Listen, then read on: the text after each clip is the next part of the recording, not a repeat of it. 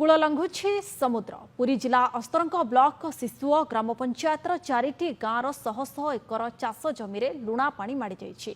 बंगोपसागर सृष्टि लघुचाप प्रभाव में सामुद्रिक जुआर पानी माड़ी जाइछि।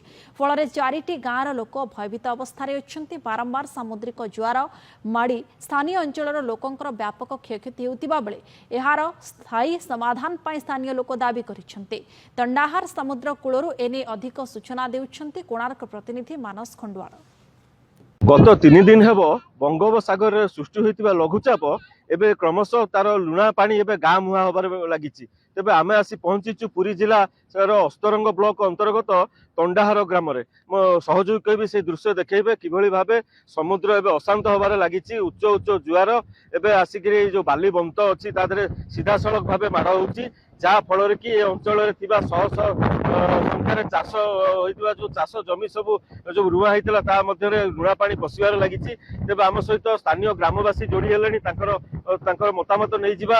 आज्ञा कोन कहिबे ए जो लघुचाप जनित जो आरंभ होइछि जो लुणा पानी एबे गाँ मुहाइछि, आपण केते भयभीत अवस्था रे अछंती?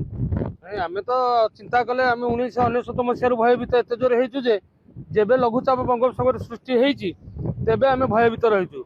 वर्तमान 3 दिन हैला जो लघुचाप हेइछि समुद्र वर्तमान धीरे धीरे बंत डेबा आरंभ कलेनी एवं जो 100 एकर लोक पैसा पत्र खर्च करी चाष जमी करूछंती ता ऊपर हमर केबे भी भरोसा नहीं।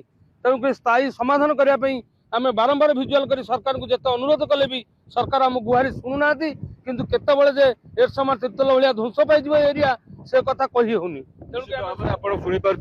जो समुद्र तार कराल रूप देखई साराणी। एबे धीरे धीरे समुद्र पानी उच्च उच्च जुआर एबे बालीबंत डेईकरी गाँ मध्य को प्रवेश करने आरंभ कलानी। तेबे सरकार कहीं दृष्टि दौना कहीं स्थायी समाधान किसी करूना। आम सहित युवक जोड़ी हेले स्थानीय बासिंदा जे अच्छा अधिक आलोचना करवा। आज्ञा आपण तो ये जन्मरू देखी आसुँच ये समस्या आज नुह कहीं स्थायी समाधान हो पारे?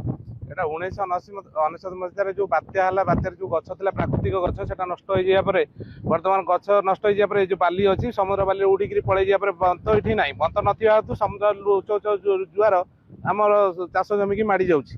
तेणु ये सरकार आर उचित पदक्षेप किसी ने आम चाष जमी किसी सुरक्षित हुआ चाषबास हो पारता। गाँ सब प्रभावित आमर गोटे छेनु गोटे गाँ बर्तमान ये समुद्र लहड़ी भय बर्तमान एठारू 4-5 किलोमीटर उठिकी जेजा बासस्थान नहीं पड़े गलानी। उदयगुणी गोटे गाँ से भाया परिस्थिति पाखापाखि 100 मीटर पाखे से गाँटा बर्तमान अच्छी तेणु स्वच्छ ना चलबार से जापार। कटगणा गोटे गाँ, तंडाहार गोटे गाँ, कलमगणी गोटे गाँ ये बहुत भयभीत अवस्था 4-5 खंड गाँ ये बहुत क्षतिकार हबू चाष जमी आमर सब लुणा पा 3 दिन है ये लगुच समुद्र भंगिकी लुणा पा माड़ुची। निहाती भाव में आप शुणिपे ग्रामवासी मैंने जहाँ अभियोग कर गत 3 दिन हे लुणा पानी चाष जमी पशिबार लगी।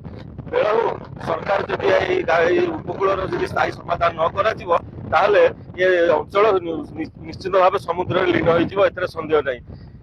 कोणार्क मानस खंडुआल, नंदीघोष टीवी।